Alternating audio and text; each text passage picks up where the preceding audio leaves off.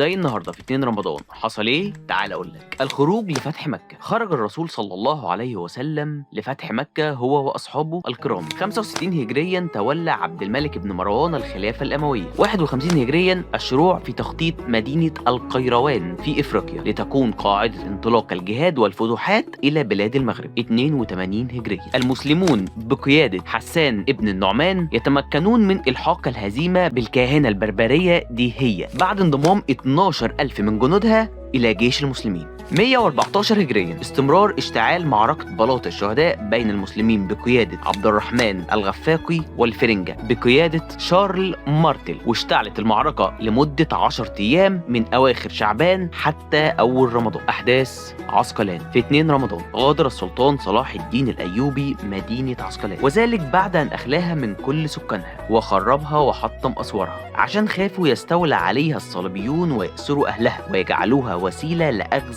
بيت المقدس. وقبل البدء في تخريب المدينة قال صلاح الدين الأيوبي مقولته الشهيرة: والله لموت جميع أولادي أهون من تخريب حجر واحد منها. بس كده، ده برنامج حدث تاريخي حصل في رمضان.